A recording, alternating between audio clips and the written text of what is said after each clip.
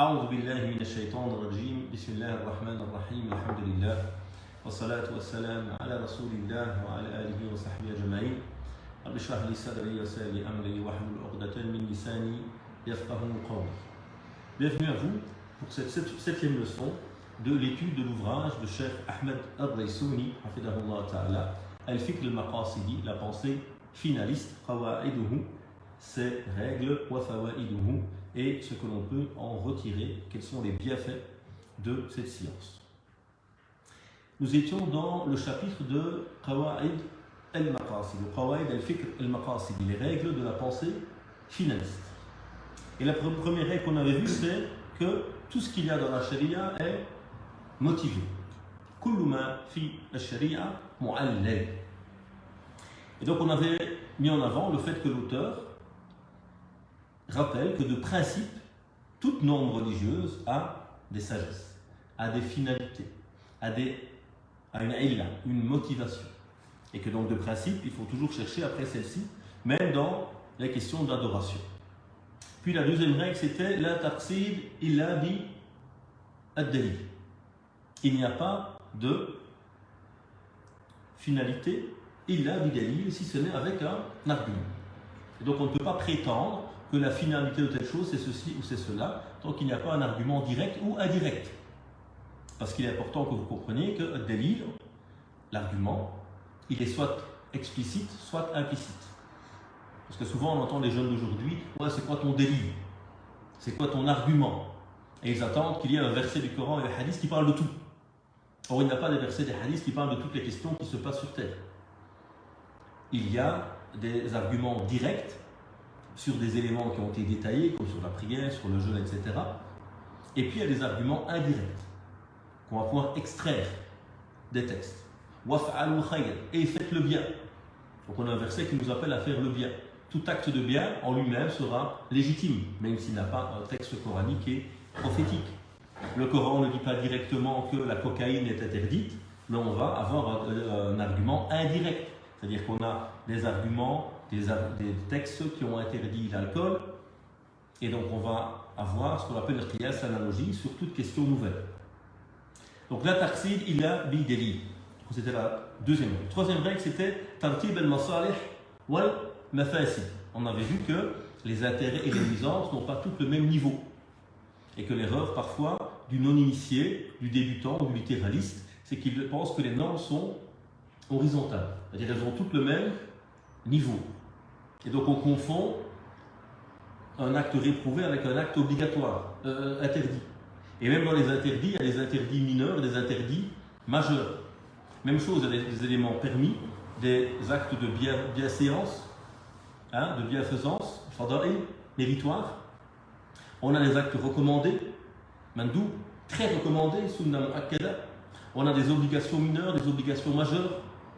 Et donc il y a toute une série de normes qu'il faut pouvoir comprendre afin de pouvoir organiser sa pensée. Et aujourd'hui on rentre dans la quatrième règle qu'on va aborder Inch'Allah Ta'ala durant cette première séance, et qui est التمييز بين المقاصد والوسائل. التمييز بين المقاصد والوسائل. C'est-à-dire la distinction entre les finalités et les moyens.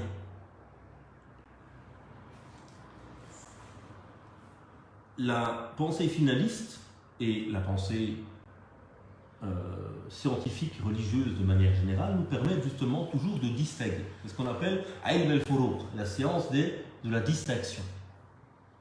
Et donc la force d'un savoir justement, c'est de pouvoir distinguer.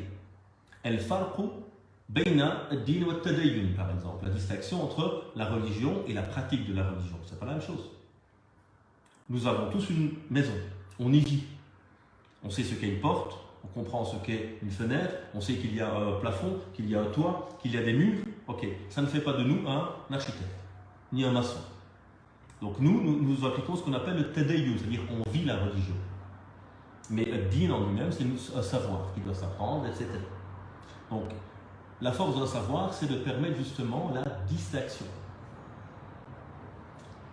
entre notamment ici, al-maqasid ou al-wasa'il. Donc les finalités ne sont pas comme les moyens.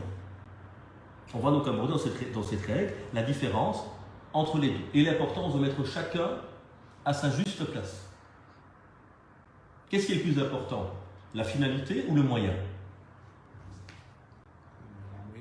Le moyen est plus important que la finalité? Qu'est-ce qui est le plus important? Le but ou le moyen? Qu'est-ce qui est le plus important? Arriver en vacances ou prendre l'avion ou la voiture ou partir à vélo? C'est d'arriver en vacances, c'est ça le but.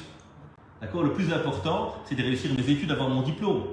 Alors il y a différents moyens, différents types de méthodes pour étudier, etc. On peut utiliser différents moyens, mais l'important c'est de réussir. Donc la finalité est toujours plus importante que le moyen. Le but, la finalité est recherchée pour elle-même. C'est elle qui comporte la maslaha ou la mafsada. Vous vous rappelez qu'on a dit que l'ensemble des normes de la religion cherche à concrétiser soit el maslaha, l'intérêt, le bien pour l'être humain, soit éviter el mafsada, le mal, tout ce qui peut nuire à l'être humain. Donc l'ensemble des normes concrétise des masalih et évite des mafasid, des nuisances qui sont concrétisées, des intérêts qui sont concrétisés, des nuisances qui sont évitées. Très bien. Ça, c'est les finalités. Mais pour y arriver, il y a parfois des moyens. Le hajj. Faire le hajj, c'est un moyen ou un but? C'est un but. D'accord? Mais pour faire le hajj, il y a des moyens. Il faut prendre l'avion. Il faut faire un vaccin. Ça, ce sont des moyens qui sont au service du but. D'accord? Prier à l'heure. C'est au service de la prière. Et pour savoir à quelle heure est la prière, il me faut des outils. Avant, on observait le soleil. Maintenant, on utilise le calcul astronomique. On a un calendrier de prière. D'accord? Donc, on a des outils qui vont permettre de prier. Alors, ça, c'est un moyen. Et donc, le but est recherché en lui-même. Il contient lui-même la maslaha, l'intérêt, ou alors il contient lui-même la mafsada, la nuisance. Le moyen est ce qui y mène. D'accord?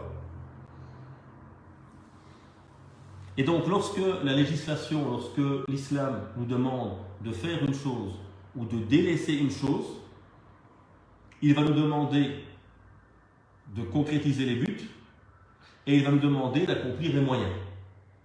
Parce qu'on ne peut pas arriver au but sans les moyens. D'accord? Mais les buts sont plus importants que les moyens. Donc lorsque la charia, la voie divine, demande d'accomplir une chose, elle nous demande d'accomplir le but, mais également d'accomplir les moyens qui y mènent. Elle nous demande d'éviter le mal, mais également d'éviter les moyens qui y mènent. Donc il y a toujours les deux notions qui vont se faire. Et le but, c'est celui qui contient en lui-même l'intérêt. Et le but, c'est celui qui contient en lui-même la nuisance, selon la situation. D'accord? Le Coran nous dit Ya ayyuhalladhina amanu idha nudiya lis-salati min yawmil jumu'ati fas'au ila dhikrillahi wa dharul bay'a. Ô vous qui êtes habités par la foi, idha nudiya lis-salati min yawmil jumu'ah, lorsqu'il est appelé à la prière du vendredi. Fas'au, dirigez-vous, empressez-vous d'aller vers le rappel de Dieu. Fas'au ila dhikrillah wa dharu al-bay', et délaissez le négoce, le commerce. Donc ici dans ce verset, qu'est-ce qu'on a? Lorsqu'on vous appelle à la prière du vendredi, qu'est-ce qu'on doit faire? Fas'au ila dhikrillah, dépêchez-vous, orientez-vous, allez vers le rappel de Dieu, vers la prière. D'accord? Donc ça, ce déplacement, son but, c'est quoi? D'aller à la prière, d'aller assister au Jumu'ah. D'accord? Donc est-ce que le déplacement, le sa'i ici, il est voulu pour lui-même? Est-ce qu'il c'est un but en lui-même? Non, c'est un moyen. Le but, c'est quoi? La prière. D'accord? Mais on a mentionné, parce qu'on ne peut pas arriver à la prière comme ça, par téléportation. On a besoin de se déplacer. Maintenant, si quelqu'un est déjà à la mosquée, il est parti plutôt il est à la mosquée, il étudiait sur place, il est resté à la mosquée. Est-ce qu'il doit sortir et revenir à la mosquée pour accomplir le verset? Non, évidemment. Donc ça c'est un moyen. Fas'aou. Dirigez-vous. Il a dhikrillah. Et dhikrillah c'est le but. Donc aller assister au rappel, à la prière du Jumu'ah, c'est ça l'objectif. Wadharul bay'a. Et délaisser le négoce, le commerce. Donc là aussi il y a une chose à arrêter. D'accord? Qui est le commerce? Pourquoi? Est-ce que le commerce en lui-même c'est une mafsada? Est-ce que commercer c'est haram? Est-ce que faire du business c'est mal? C'est une mafsada. On ne parle pas de commerce illicite évidemment. On parle du commerce licite. À la base, c'est permis, voire recommandé, voire nécessaire pour vivre. D'accord? Pourquoi est-ce qu'au moment du vendredi, il devient interdit? Parce qu'il nous empêche d'aller, d'écouter, de nous concentrer, de participer à cette obligation hebdomadaire fondamentale qui est Salat el-Jumu'ah. D'accord? Donc ça aussi c'est un moyen. Et on va constater donc dans ce cas-là qu'à ce moment-là, faire du commerce devient interdit. Donc il y a le moyen, dirigez-vous. Il y a le but, dhikrillah.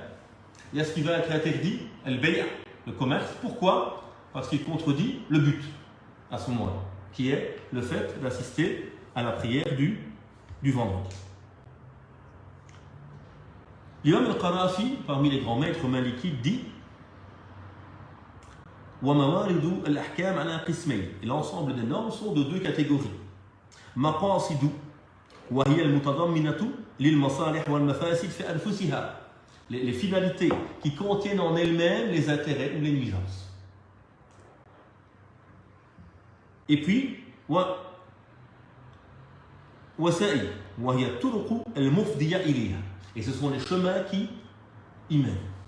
Donc, ce qui est interdit, c'est de consommer du vin.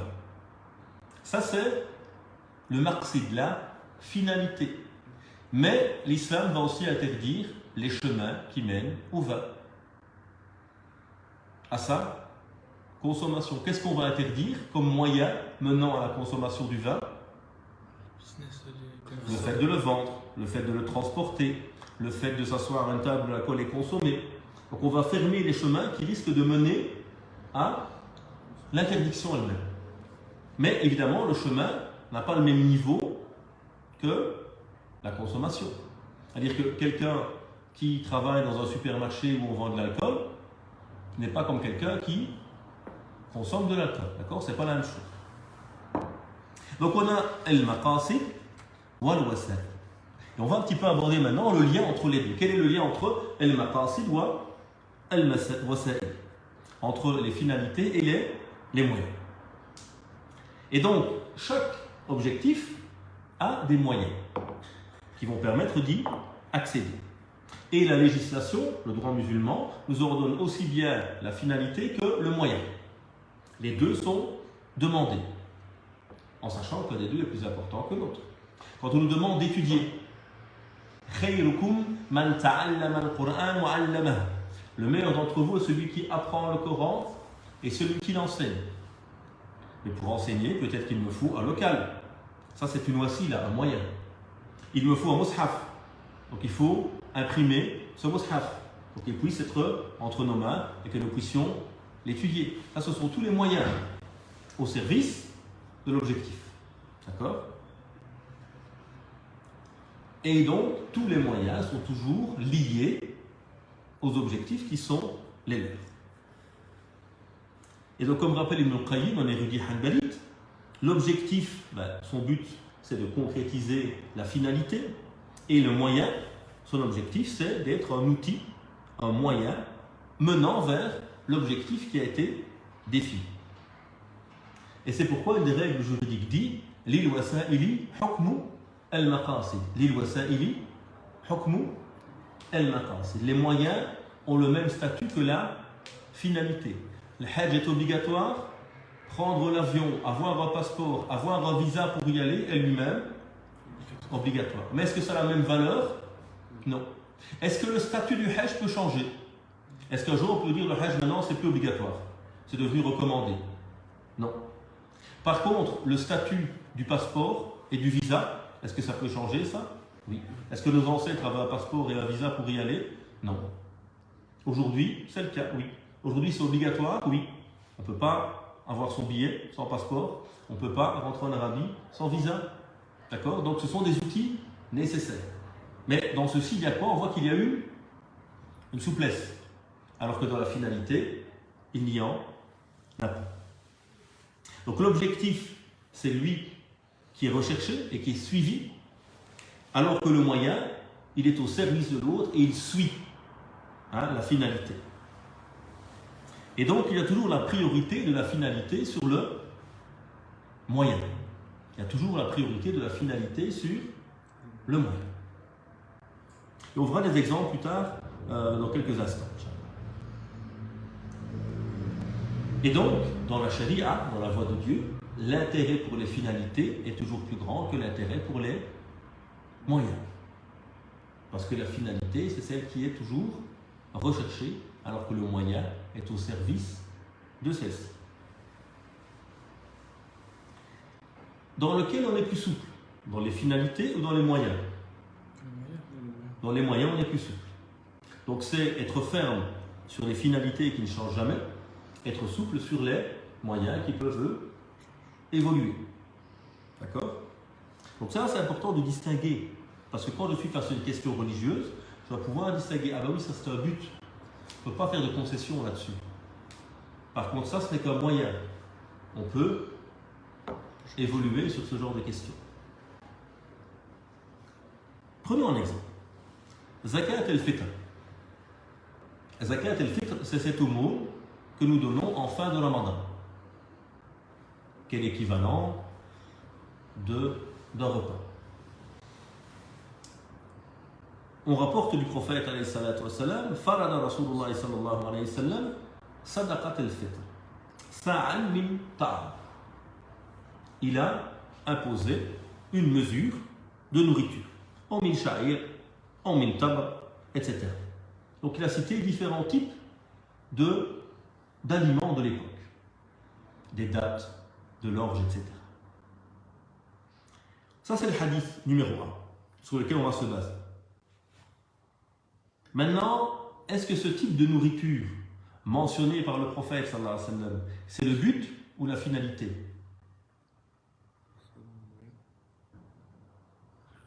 Oui? C'est le moyen. C'est le moyen. Est-ce qu'il y a toujours eu des dates partout? Celui qui vit dans les pays froids, est-ce qu'il y avait des dates chez lui? Non. Donc on voit bien que les dates ici sont propres à un milieu particulier. Et donc on va devoir se poser une question importante. Et rappelez-vous, les Maqasid, ils posent quelle question? L'imad. Pourquoi?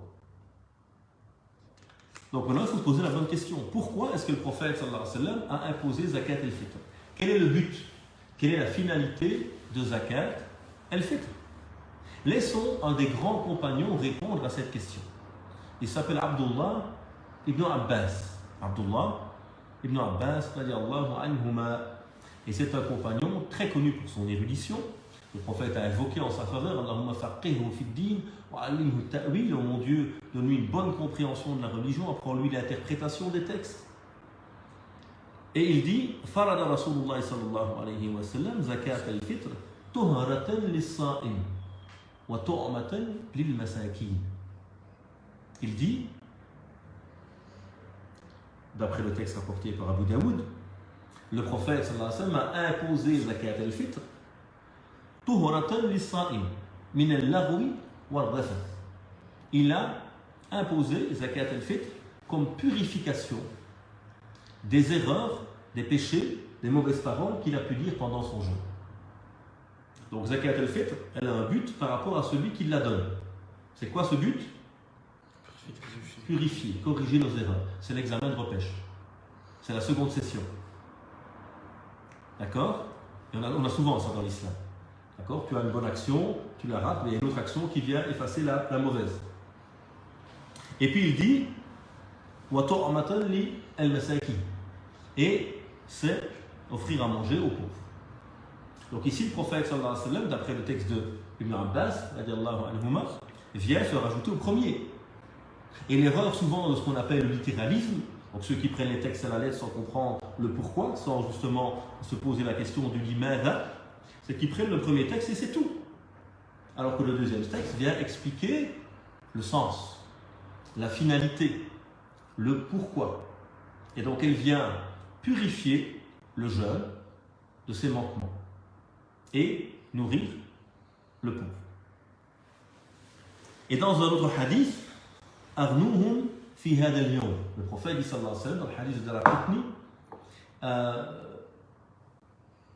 préservez-les de devoir demander ce jour-là. C'est-à-dire le jour de l'Aïd, Zakat al-Fitr, on ne la donne pas aux pauvres. Elle est collectée. Et celui qui a le droit de la voir vient la chercher. Moi, je ne sais pas, il n'y a pas quelqu'un qui mendie devant la mosquée. Parce que c'est gênant.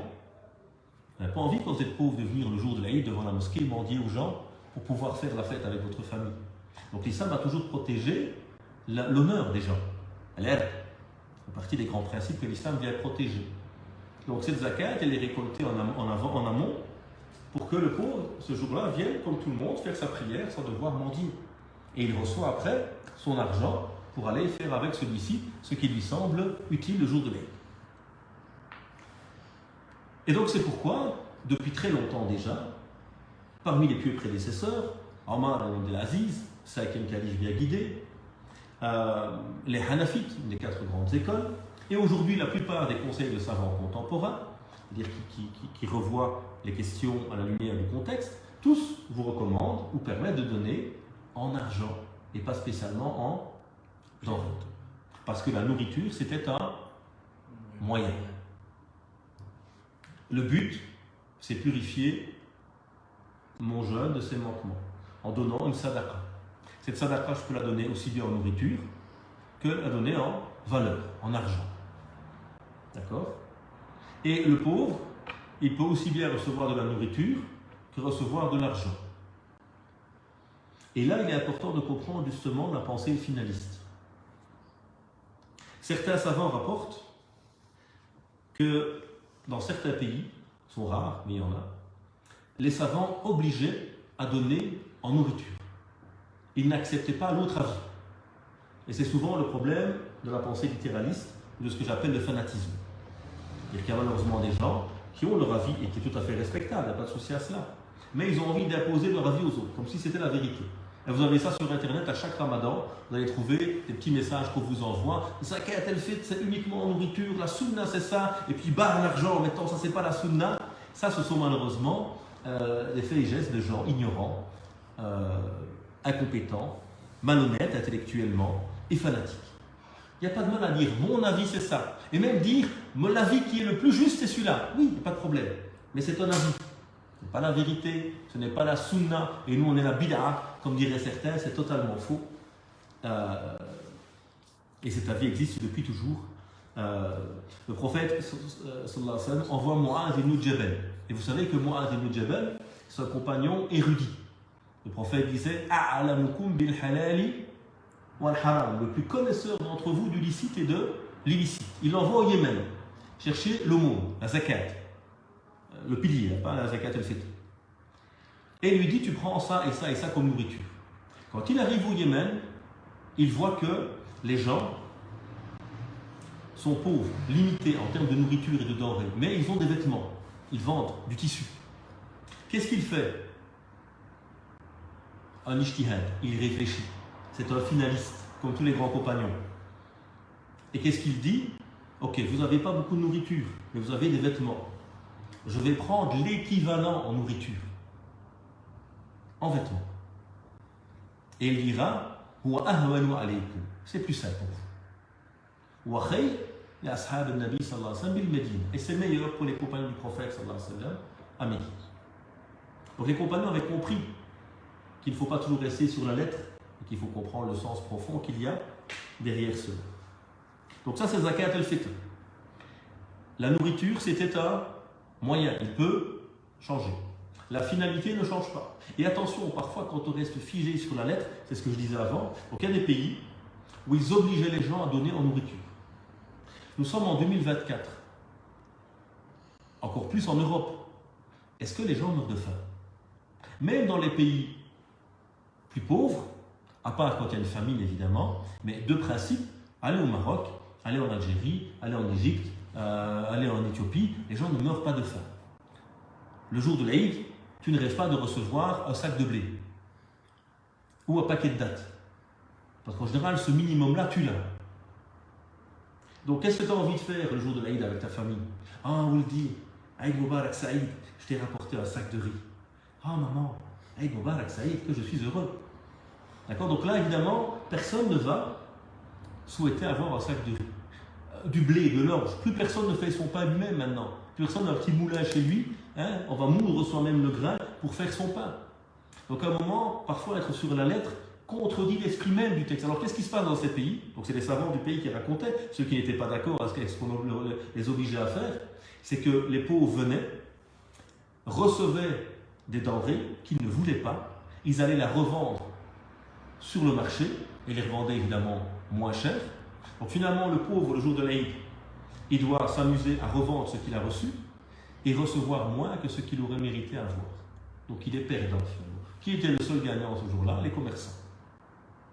Donc ça, c'est parfois l'absurdité d'être figé sur la lettre sans comprendre la finalité qu'il y a derrière cela. Autre exemple, on a un verset du Coran et préparez tout ce que vous pouvez afin de vous défendre comme quwwa, comme force, et comme cavalerie.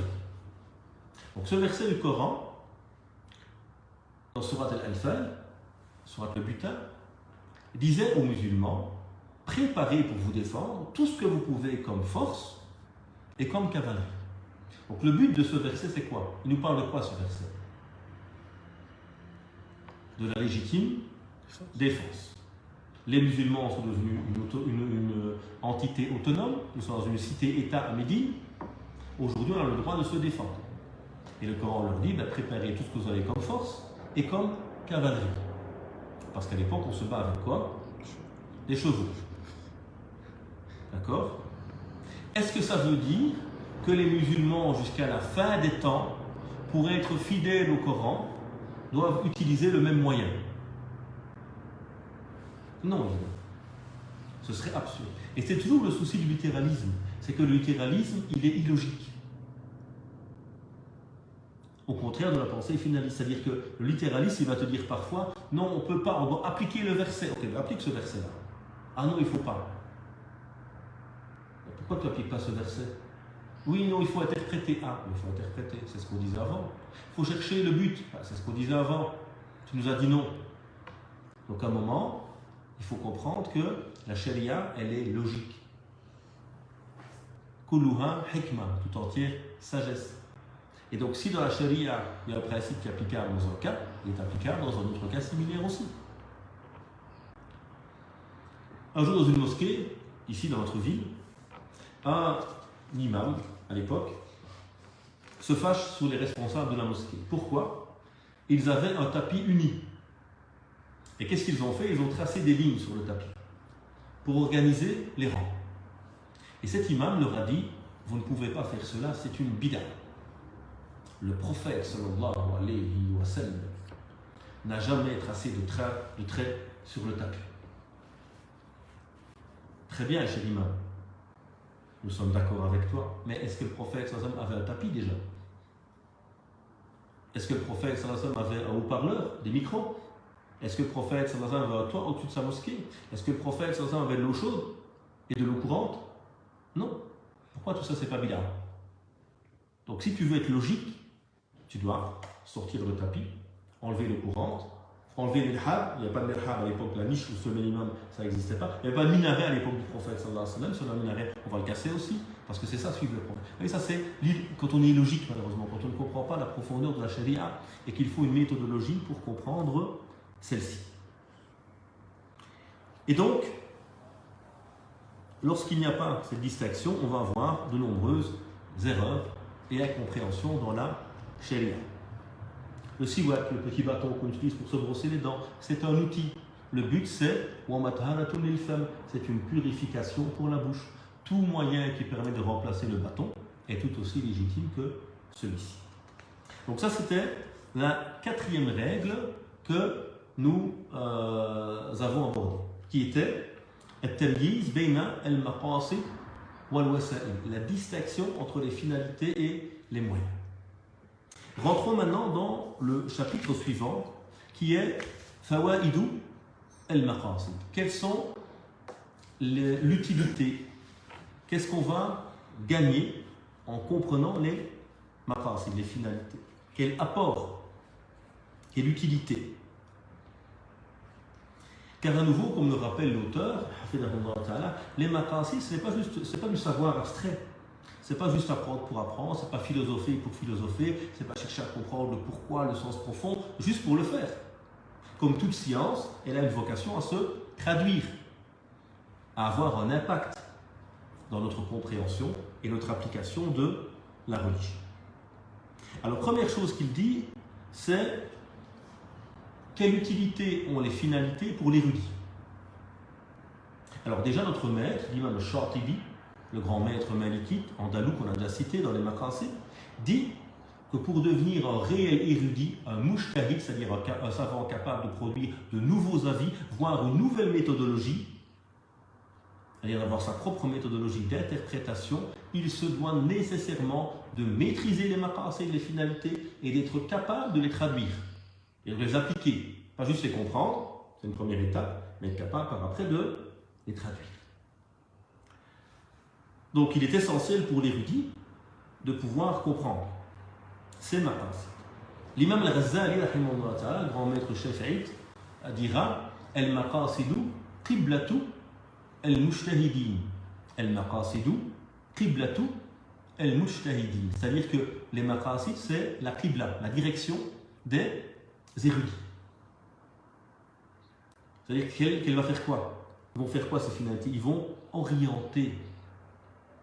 Ils vont permettre de savoir où on va quand on fait un ijtihad. Évidemment, on n'est pas des savants, on essaie de comprendre ce que font les savants, évidemment. Et Ibn al-Qayyim, rahimahullah, savoir Hanbali, dira que les compagnons, c'était ceux qui comprenaient le mieux dans la communauté la volonté, Mourad al-Nabi sallallahu alayhi wa sallam. Qu'est-ce qu'ils recherchaient? Et ceux qui le suivaient le mieux. Et ils suivaient pas à pas les objectifs du prophète sallallahu alayhi wa sallam. Donc il rappelle que les compagnons étaient ceux qui avaient le mieux compris les finalités, les objectifs du prophète alayhi salatu wa sallam. Et dans la compréhension des textes, nous avons parfois trois tendances. Ce qu'il va appeler ici l'auteur, al-ittijah al-lafzi. Il y a un courant littéraliste. Il prend les textes à la lettre sans chercher à comprendre leur finalité, leur sens. Il y a ce qu'il va appeler lui al-ittijah al-taqwili, ceux qui vont s'exprimer, parler sur la sharia sans avoir réellement d'outils. C'est l'autre extrême. Donc il y a un groupe qui ne voit que la lettre, ne cherche pas à comprendre le sens. Il y a un autre qui ne voit même plus la lettre, qui dit ce qu'il a envie de dire. Et va te dire prier, c'est pas obligatoire. Pourquoi? Parce que le but de la prière, c'est se rappeler Dieu. Et moi, j'ai créé une application, 5 fois par jour, elle sonne, elle me dit I love Allah, c'est bon, je regarde, I love Allah, c'est bon, j'ai prié. Non.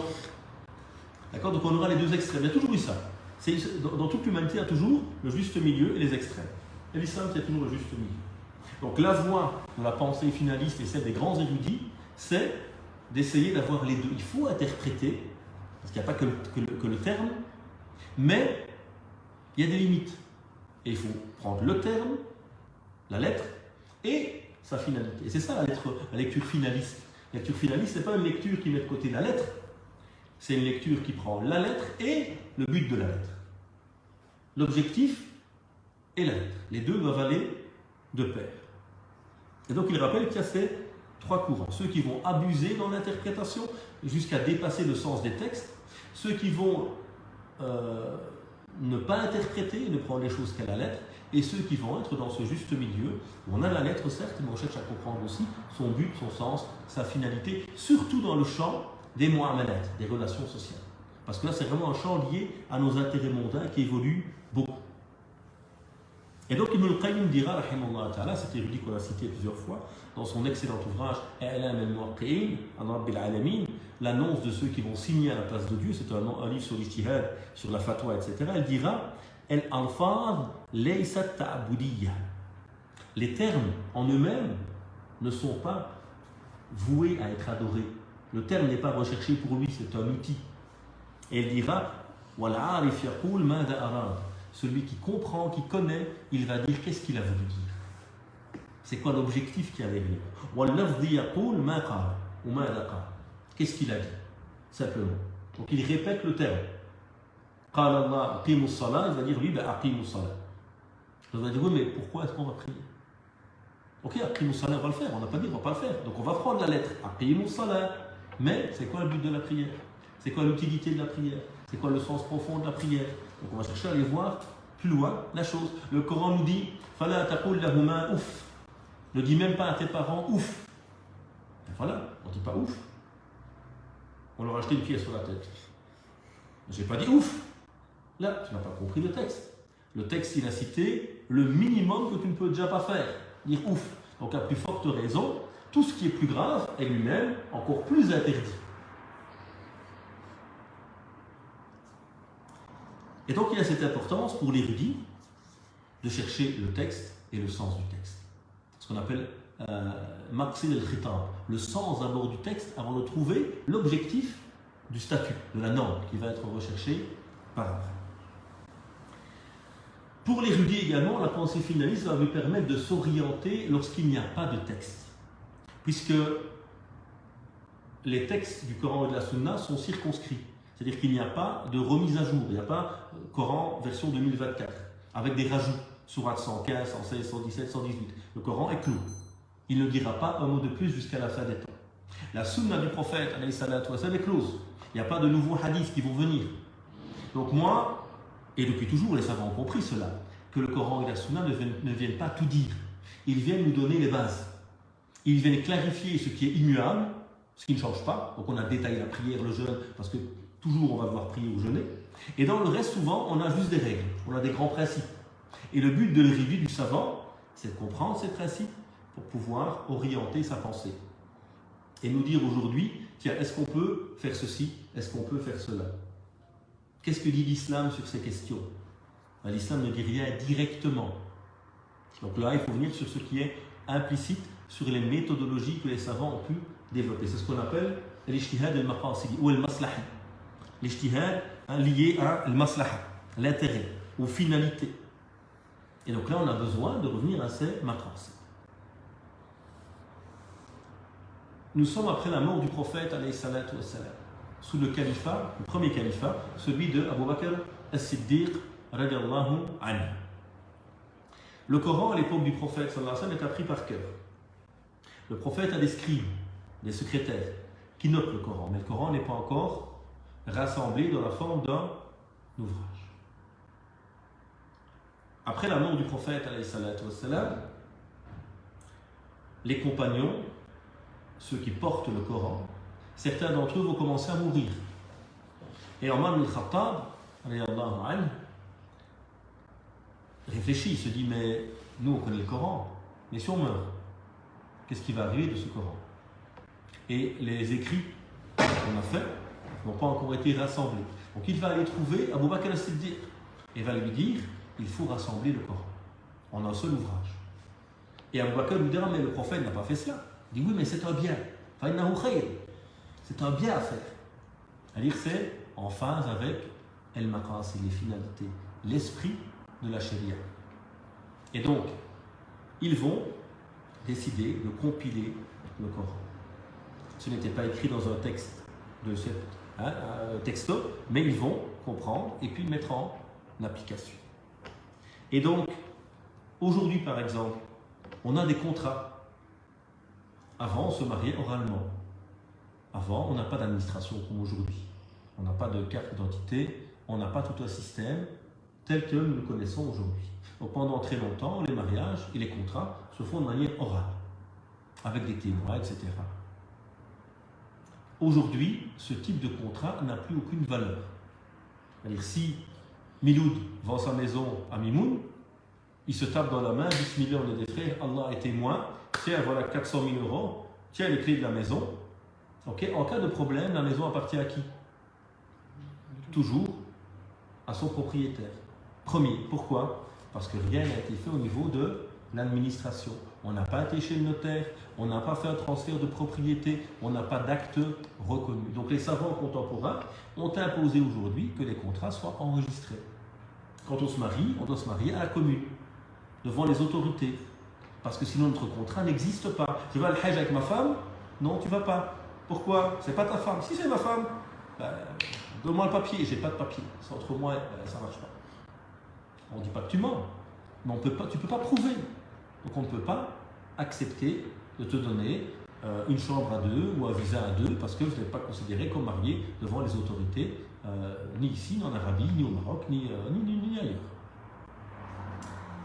Donc ça, c'est l'importance des finalités, des maqasid, pour l'érudit.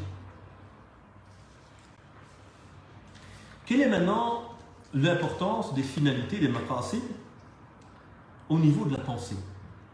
Et qu'à nouveau, nous ne sommes pas des érudits, nous ne sommes pas des savants. Mais tout ce qu'on essaie de faire, et c'est ce qu'a voulu faire ici Cheikh Ali Souni dans ce petit ouvrage, c'est un ouvrage introductif, c'est de pouvoir offrir une culture générale, de permettre aux musulmans lambda de comprendre un petit peu les finalités et leur importance. Pas en tant qu'érudit, mais en tant que musulman lambda qui essaie de bien comprendre sa religion tout simplement. Donc il dit ici Al-maqasidu manhaj fikrin wa nadari. Les finalités, c'est une méthodologie pour penser et pour connaître les choses. Donc on aborde ce point, et ce sera le dernier point pour ce cours. Donc c'est une pensée qui va permettre de chercher à comprendre. On avait dit l'imada, le sens, le pourquoi, qui va permettre aux musulmans de revivre. On avait appelé le livre de Al-Ghazali, Ihya Ulum ad-Din, la revivification des sciences religieuses, et dans lequel il y a des livres qui s'appellent Asrar, Kitab Asrar, le livre des secrets de la prière, parce qu'on a envie de donner vie à cette prière. Donc il faut comprendre le sens profond des choses. Ça permet également de mettre en avant des priorités. On a vu qu'il y a des intérêts supérieurs et des intérêts inférieurs, qu'il y a des nuisances mineures et des nuisances majeures, que les finalités sont plus importantes que les moyens. Et donc tout ça permet aussi de développer une manière de réfléchir sur la religion qui est saine. Au contraire de ceux qui ne comprennent pas tout cela et qui mettent tout sur un même pied d'égalité. Non, il y a des choses plus importantes que d'autres. Ça va permettre également de réinterpeller chaque science. Tiens, c'est quoi le but de cette science? Pourquoi j'étudie telle matière? Quel est l'objectif derrière la matière de Tafsir al-Qur'an, par exemple? L'exégèse du Coran. C'est quoi son but? C'est de nous permettre de comprendre le Coran. Si l'exégèse est tellement complexe, tellement développée qu'à la fin je ne comprends plus le verset, c'est une science qui n'est plus fidèle à son but. Parce que chaque science a des objectifs à concrétiser. Cette pensée finaliste va permettre également d'avoir un regard global. Parce qu'on a dit, un des buts ou un des outils de la pensée finaliste, c'est l'istiqra, l'induction. C'est-à-dire qu'on ne se prononce pas sur un texte sans avoir compris d'abord tous les textes. Alors évidemment, le musulman lambda ne va pas comprendre tout le Coran, toute la Sunna, il n'est pas spécialisé. Mais au moins, il comprend qu'attention, je ne peux pas faire d'un texte tout l'islam. Je me dois de savoir que, ok, tu m'as donné un hadith, tu m'as envoyé un copier-coller, il y a hadith du jour, verset du jour, des petites applications comme ça. Très bien, ça c'est un texte. Il y a des milliers de textes. Et pour bien comprendre le détail, je dois d'abord bien comprendre le cadre global. Ça c'est quelque chose de central pour bien comprendre l'islam. Jamais le détail ne peut contredire le cadre global. Donc il y a cette complémentarité entre tous les aspects également. Et donc on a des finalités liées à l'individu, liées à la famille, liées à la communauté, liées à l'humanité. Tout ça est important à comprendre également. Comment est-ce que l'islam voit la construction de l'humain, de la famille, de la communauté, de la société ou de l'humanité? Tout cela également est essentiel. Cette pensée va nous permettre de distinguer, comme on a dit, finalité et moyen. Donc aujourd'hui, il y a des gens, par exemple, qui sacralisent des bouquins. Ils pensent qu'on doit étudier jusqu'à la fin des temps le même livre. Et ils confondent parfois aussi le savant et le musulman normal. C'est-à-dire qu'à un moment, oui, un savant doit toujours apprendre les livres classiques.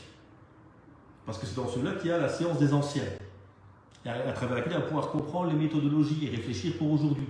Mais le musulman lambda, il n'est pas un savant. Il ne va pas devenir un spécialiste. Moi, je m'intéresse à l'histoire de Rome, je ne vais pas étudier le latin. Je ne suis pas un chercheur, je ne suis pas un spécialiste. Je suis quelqu'un qui aime bien Rome, j'ai lu des bouquins en français qui m'expliquent l'histoire de Rome. Et je peux regarder des vidéos maintenant, qui sont bien faites avec une mise en scène, etc., de ce qui se passait. Donc ça, c'est important également de pouvoir distinguer les finalités immuables des moyens évolutifs sur lesquels il faut un renouveau. C'est une pensée également qui fait le lien entre les principes généraux et les détails. Chaque détail doit être lu à la lumière du principe général et jamais il ne peut se ou contredire celui-ci. On a la notion du wali, du représentant dans le mariage. Donc dans le mariage, on a demandé, selon la majorité, à ce que la femme soit représentée par son père, par son wali. Celui-ci, ce texte, l'innikah illa bi wali, pas de mariage si ce n'est en présence du représentant de la femme, ce texte, ce n'est pas un texte absolu, où le représentant fait ce qu'il veut, il marie sa fille à qui il veut, il dit non à qui il veut. Non, non, non. Ça, c'est toujours compris à la lumière des grands principes de l'islam. Parce que chaque détail doit être compris à la lumière des principes fondamentaux. Inna Allah ya'muru bil 'adl wal ihsan. Dieu vous ordonne la justice et la bienveillance, la bienfaisance. Donc le père ne peut pas utiliser son droit de représentant de manière injuste ou en cherchant à faire du tort à sa fille. Parce que là, il n'est plus en phase avec les principes généraux de la charia. Et donc cette pensée permet également de trouver le juste milieu entre les fondamentaux qui n'évoluent pas, jeûner à Ramadan spirituellement, en nourrissant son cœur, et utiliser le calcul astronomique pour savoir que le premier de Ramadan c'est demain et que le premier de Shawwal c'est tel jour. Ça, ce sont des outils qui peuvent évoluer. Par contre, le jeûne en tant que tel, on ne peut pas le remplacer par on prend une pilule, oui, mais ça fait perdre du poids et on a l'impression qu'au jeûne, non, ça ne marche pas ça. Jeûner, c'est un acte d'adoration à faire tel quel.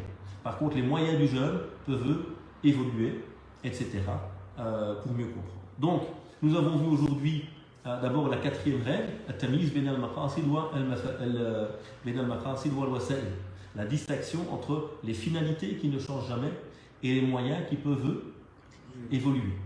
Et puis là, on a vu maintenant l'utilité, on est rentré dans ce chapitre-là, c'est l'utilité des finalités pour l'érudit. Moi, c'est Qiblatul Mujtahidin, c'est ce qui oriente l'érudit dans sa manière de comprendre, de percevoir. Et puis on a vu maintenant l'utilité des maqasid comme manière de comprendre l'islam, en rassemblant tous les textes, en comprenant les détails, à la lumière des fondamentaux, en se rappelant ce qui est immuable, les objectifs, et ce qui est souple et qui peut évoluer, les moyens.